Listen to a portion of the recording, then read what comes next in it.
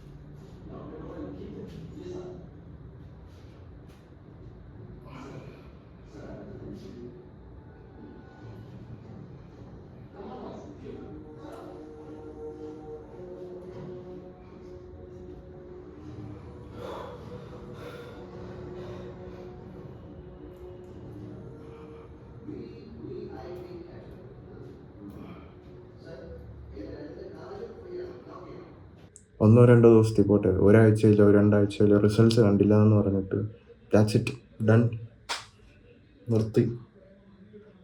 അങ്ങനത്തെ ഒരു mindset വെച്ചിട്ട് you can go forward, you can push yourself forward.